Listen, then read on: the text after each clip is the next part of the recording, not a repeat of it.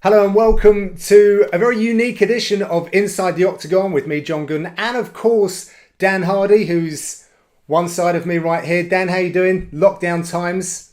Yeah, good. Yeah. Strange times, but I'm all right indoors. I've got plenty to be doing, keeping me busy. I've got my gym here, and I've got a whole pile full of Lego that I can be working my way through. So I'm good for the time being. We are inside the Octagon, but this time absolutely nowhere near any kind of Octagon. But we have a very special edition right now.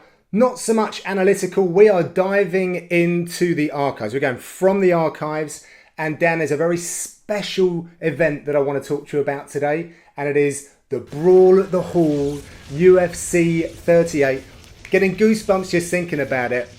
Straight off the bat then. What was the anticipation for someone like you, someone active on the scene back then?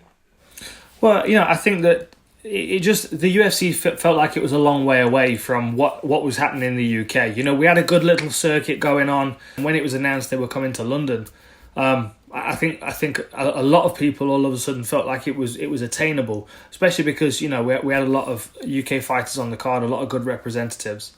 The fact that it came to London, and also the names that were on there, one of which for me was very significant, James Ikic, because he was from Watford, which is where I'm from. So all of a sudden you feel like you can connect with the sport and actually you can get involved with it as well. And I think that's been very important for the evolution and growth of the sport in the UK as a whole. Yeah, oh, definitely. I mean, the other thing is, there weren't really many things as MMA gyms back in the day. Even a lot of the guys on the card at the time, they were training at various different places, trying to connect the pieces themselves. I think, and I'm sure we'll touch upon this. You mentioned it the other day, and as I was watching the event, it stood out to me as well. Mark Weir talking about being recognised as a sportsman for the first time. I think a lot of people felt like that, even though it wasn't necessarily us standing there in the octagon. I think we all felt validated in some way that we were on the right path, and we could, we could do that ourselves sometime. Let's talk about the venue then, because it's a very special venue, the Royal Albert Hall.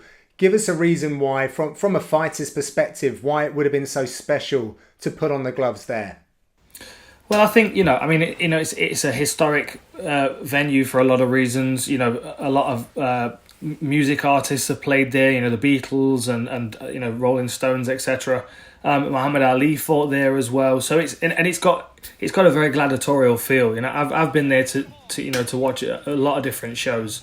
But even something like Cirque du Soleil, it's got an atmosphere in there. It's the way it's shaped and everything like that. And the Spice Girls, of course, you went to see them there as well. Of course, I was and I've seen them in every different position of the arena, because obviously I went to every tour. I'm a big Spice Girls fan, John, of course. Right. Soundtrack of my life.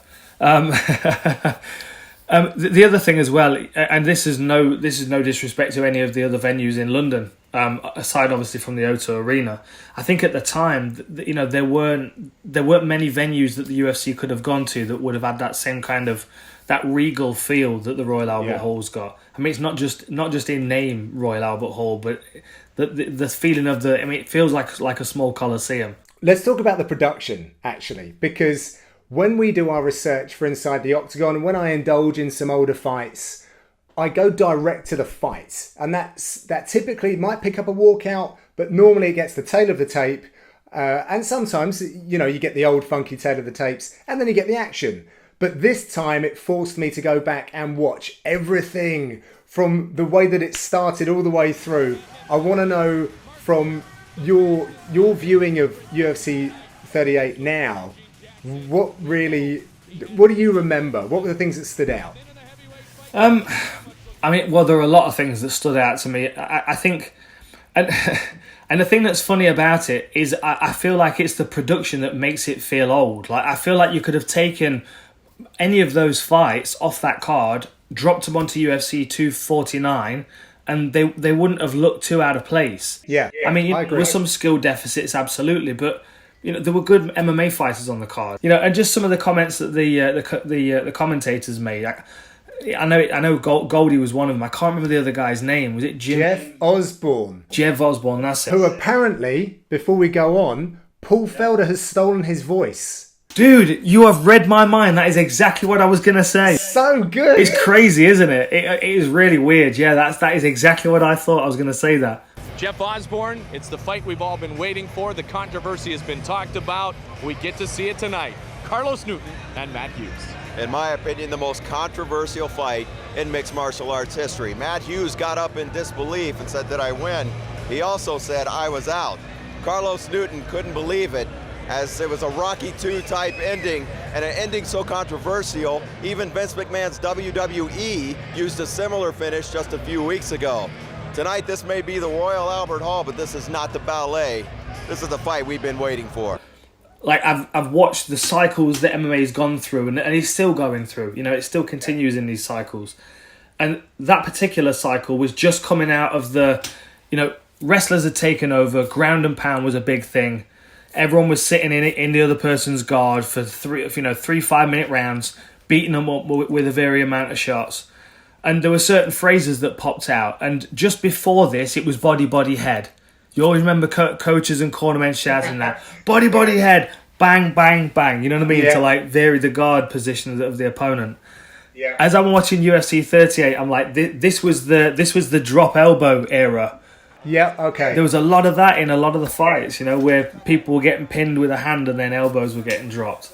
But yeah, I mean, I enjoy going back and watching it. I have a lot of good memories about it anyway. A lot of moments where I felt very inspired.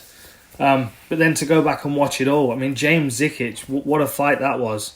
Again, was it Philip Miller? Yeah. Yeah. He got wrestled hard, didn't he? He did. But he kept coming forward. Absolutely. And I wonder, watching the James Zikic fight, how that would have been scored with modern day scoring. You know, with the evolution of the sport, lots of things have changed, you know, and I wonder how that would have been viewed differently, because, I mean, he was running away with that fight towards the end. One thing that I probably didn't pick up on, Dan, was the event itself, going back to that, and the fact that it was a world title fight here in the UK, and not so much, I mean, it was obviously significant at the time, but I personally think it kind of set a precedence for UK fans from that moment on. Do you agree?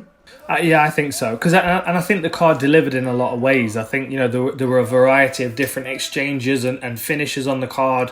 You know, there were the ups and downs for the UK supporting fans. Big moments, sad moments, you know, surprising moments with the fastest knockout. And then I think, you know, after what was a great event, to then top it off with not just any title fight as well. I mean, it's difficult to kind of muster the words to express what it felt like at the time. But the controversy from the first fight with, you know, Carlos Newton with a triangle locked in, was slammed to the floor and knocked out, but they were both unconscious, and it was, you know, again, you know, in Hughes modern, was out from the submission. Yeah. Exactly. In modern day, I feel like it may have been judged the opposite way. So there was a lot of controversy. Carlos Newton was coming into this one as the favourite, even though he was the challenger, and it was a world title fight in the main event. It was a great card with a great capstone. Yeah.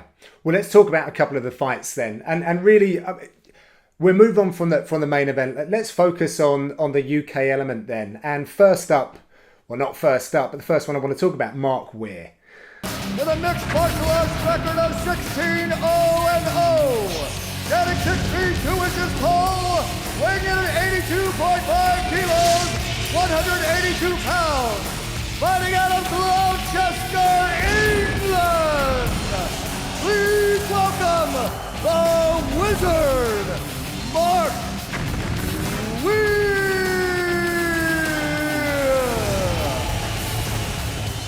Get it underway. Are you ready? Let's rock and roll. The Wolf and the Wizard meet. Jackson in the red trunks. Weir in the black trunks. Oh my, did you see that high kick? And it's over. It is all over. Mark Weir knocks out Eugene Jackson in what has to be the quickest knockout in UFC history. Now, what a way to make a headline. A true martial artist. We saw after the fight as well, Leon Roberts, UFC referee, MMA referee extraordinaire, was lifting him up at the end as well. So just goes to show how long he's been involved in the game.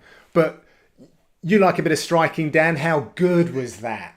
Oh, it was an excellent performance, and I was very aware of who Mark Weir was because he had a Taekwondo background, and so did I. And he was a very kind of tall, loose, rangy fighter, which was similar to the way that I would fight coming from Taekwondo as well. So I paid a lot of attention to the way he would move and how he would deliver his shots, and I mean that was just picture perfect. We talked about it a lot in Inside the Octagon before at various times. Throwing something up as a smoke screen, to blur the vision, to shield the vision for what's to follow, and that's exactly what he did in the fight. As a southpaw, long, loose, threw the crescent kick over, and then came in with a short right hook. I mean, it was a lightning performance. It's exactly what you would expect from him, to be honest. Every one of his qualities shone: his speed, his timing, and his adaptability in the moment. And that was a very tough debut. Talk about his opponent, because he had a lot more experience. So to come in, and the one thing we haven't said is he scored at the time the fastest knockout in UFC history to that point. That's crazy. Yeah, it was crazy. And what was it, 10 seconds? Yeah, something like that. Yeah, it was about that. And yeah, I mean, you're right to mention his opponent as well, because Eugene Jackson was well known. I think he'd had 4 fights in the UFC at that time. But he was a real he was a very hard-nosed, power punching brawler with good wrestling, a strong base. The kind of person that could have really, really shut down Mark Weir's game and done a lot of damage in a close range. Given the fact that he'd already had a lot of experience, and you kind of looked at him and thought, well, I mean, he's got all the tools that would cause Mark Weir problems. It's steeped in UK MMA history now. Ian Freeman's performance against Frank Mir. I don't think you can say enough about this fight, skills wise, but also the backstory. Tragically, his father passed, and he went to battle with a very heavy heart. But Dan, talk about the significance of that. I know you've spent time with Frank Mir. He was 23 maybe at the time, and this young stud coming through, but there was nothing that was stopping the machine on that night. No, it was a special performance, and I think that was the one that had the most impact on me, for a lot of reasons. I mean, I've trained with both of them. I've helped both of them in training camp. And Ian Freeman, later on in his career when he was fighting on Cage Rage, came over and did a training camp with myself and Jimmy, and myself and Jimmy cornered him for the fight as well. It was a real hard worker, very tough, hard-nosed fighter, powerful, explosive individual with really short limbs, very difficult for Frank Mir to submit. And Frank Mir at the time, young, talented heavyweight that moves like a welterweight. He came out in the fight throwing all kinds of kicks, and it was really a fight where, on another night, on a lot of other nights, Frank Mir would have shone, would have landed something damaging and locked in a submission.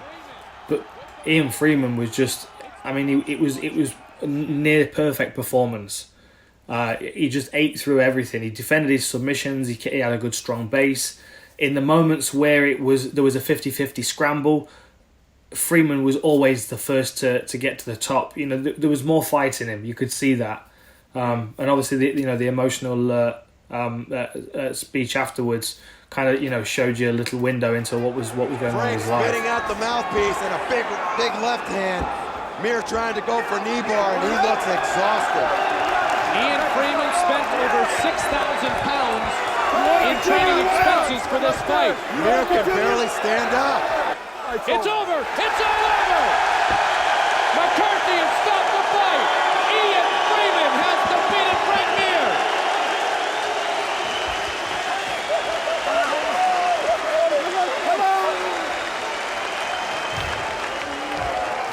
My father, I dedicate this fight to my father. He is lying in a hospital bed dying of cancer. I was going to throw the fight because a week before I came here, my father was rushed in. He had cancer of the brain and ended up blind.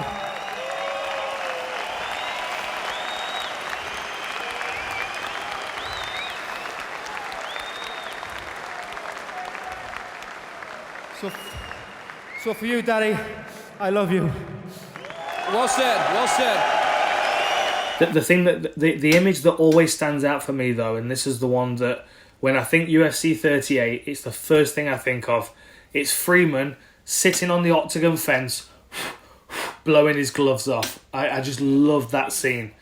And it's one thing I regret. I always wish that I'd paid tribute to him in that way if I got the opportunity, and I never remembered to do it. The fact you said earlier on, not many fighters had the ability, had the connections, perhaps finances, or were even in a position to go and travel stateside to go and get training. But he had actually gone over for, I think it was 4-6 weeks prior to the contest, spent some time with Josh Barnett, who was like a legend already at that time. And I remember seeing him in the corner, and that was pretty huge as well. Lovely to see that allegiance between the UK and the USA at the time. And to be honest, Freeman was one of those guys. He was one of the early pioneers that did go out and find it. You know, there were a lot of guys that they trained up to a good level in the UK. There were very few that travelled abroad, and Ian Freeman was never scared to do that. Even you know, when he was later on in his career, you know, like 37, 38, he was still travelling over to train with, I believe, Miletich for a while he trained at. But yeah, to see Josh Barnett in his corner was very good. And to see Freeman listening to him as well during the ground and pound sequences. Yeah. It showed out how much respect Freeman had for him. And just a final point as well. When he walked out, watching the whole event, seeing him like get his hand shaken by Chuck Liddell, yeah, and a few others, that was cool to see Ian Freeman getting the respect from someone like Chuck Liddell back then as well. Yeah. Well, I think everybody knew who Frank Mir was going to become. You know, I think everybody realised that he had a lot of potential. You know, he was a Vegas native. He was well known in Vegas. He was a great martial artist. He was as I said, a big athletic heavyweight. I mean, he was one of the new breeds, along with, you know, the likes of Andrei Arlovsky. You know, the guys that kind of turned the corner when it came to heavyweights in MMA. You know, start to look more like athletes, and I think that people realised that Freeman was, you know, although he was successful on the night, he was always gonna be towards the end of his career, whereas Frank Mir was starting out, and it was just a matter of time before he really became, you know, a serious threat. And Freeman was just ahead of him that night and was able to shut him down. From Sunderland, England, the machine, Ian Freeman. And you did say at the top you could have taken some of those fights and put them on a card right now, but where do you see the difference? Because I was watching it expecting to see some real rudimentary stuff and quite crude fighting. You forget the nuances when you watch these things back. But actually, I didn't feel like that was the case. We just spoken about Freeman versus Frank Mir, but Genki Sudo, who fought Lee Remedios, the way he took the back to get the choke was lightning quick, and it was very unorthodox. But what was your takeaway from the skills, and where do you see the differences from then to now? I mean, generally, especially the UK fighters, their takedown defence was good. They knew what they were doing. Their submission defence was good. You know, striking's always been the strong suit of the UK, and I felt like the guys were in good condition as well. I feel like all the fights were competitive, and they weren't. You know, they were all tough matches. You know, I mean, you know, not everyone came out on top. James gave everything and was very, very close to winning that fight against Philip Miller. Obviously, Lee Remedios against Genki Sudo. Sudo's on a different level and always has been. Just the way he moves, the unpredictability of his game. He's always been a special fighter, and that back tape was special. But I think every fight on there was comparable. You know, to be honest, I think by that point, mixed martial arts had already kind of found its feet. And it surprises me to say that, but I've recently watched, you know, UFC 1, 2, 3, 4, and, you know, you can see the real panic in someone's face when someone gets to mount. Right. There was submissions to position in those early UFCs. I think all of those guys on that card had a good foundation. I just think maybe the decision making sped up a little bit these days. And for me, maybe the athleticism, like in terms of being able to apply oneself as a full-time professional mixed martial artist or athlete. I think for me, you see a bit more output these days. I don't mean to be unfair to those, but I think that they are genuine limitations that were around at the time because you weren't making a fortune. But you said about Genki Sudo and Lee Remedios. I mean, you talk about tough debuts. Oh boy, the talent pool was not as deep, right? So you had to really come out at the top of your game back in that day, especially if you were the UK fighters. Yeah. I mean, and I think we were aware that there was a gap between where the UK and Europe was and where where that good base level of UFC fighter was, and I think the difference was always wrestling, really, and I think that I think the guys on the card gave a good showing of themselves. The thing is with some of those matchups, I mean, Genki Sudo, it would be difficult for someone to face now because of his skill set. I mean, he had a very refined skill set, but he was very unpredictable. Like Lee Remedios was a good, well-rounded MMA fighter, but I wouldn't say there was anything particular about his game that stood out. He in fact, it was maybe even the fact that he was more of a mixed martial artist that was his drawback. If he'd have been more of a grappler, it would have been probably more of an even matchup. But Genki Sudo was, I mean, his takedowns were slick, and that back take was, I think he baited a Kimura. He baited a Kimura, and then as Lee scrambled, he circled and took his back. It was lightning fast. He was a special fighter. If you imagine, if those fighters had come over and completely blown everybody out of the water, if everybody had been knocked out, subbed, beaten up, like, it doesn't matter what had happened in the main event, people would have left that arena with a bit of a sour feeling. And I think the impact would have been far less than, Freeman on top of the octagon, Weir with the fastest knockout, James Zikic with a blood, sweat and tears performance, early on in the card. I think we couldn't have asked for anything more. Well, on that note then, Dan, personally, what did UFC 38 do for you as a martial artist, and perhaps what did it do for your career? I certainly remember it focusing me. I remember thinking to myself, because at the time I was kind of bouncing around. There wasn't any money in anything, to be honest. And then, then as soon as I saw that the UFC was over here and that the UK fighters were making the transition, I'm like, okay, now I need to start really streamlining what I'm doing and start training like these guys are training. Because that was, I'll be honest, when I first saw the UFC, it scared the hell out of me. That's why I wanted to do it. Because I felt like I was a martial artist. I felt like I was skilled. But then to watch that, it was very intimidating. So I thought, I've got to try it. And that allowed me to grow as a martial artist. And I just think that impact resonated through the whole community. I think a lot of people started to change the way they train and started to streamline more, lose the gi top, do less katas, less forms, more clinch work, more pad work. It was a vibrant time. It was exciting to be a part of it. Yeah. It's I look back fondly and very grateful to all of those teams and those fighters for the performances that they put on. Fantastic event. It is up on UFC Fight Pass right now. I urge you to go back and watch it, particularly if you're from the UK. But of course, everyone else can enjoy that. That main event for the world title was brilliant. You'll get a clinic in how to work that crucifix position. Matt Hughes, the way that he did that. Actually, there were some really lovely highlights skill-wise, but the occasion was fantastic. Dan, we have a very special Inside the Octagon next week. We're going to look at a UFC 89 card. There's someone, a young, fresh-faced Mohican steps out to the Octagon. So we're going to be taking a look back at your fight, my friend, your debut in the UFC. That's going to be very cool. Looking forward to that one. So yeah, thank you for doing this, mate. And we'll do this again next week. Absolutely. Looking forward to it, mate. Always good talking to you.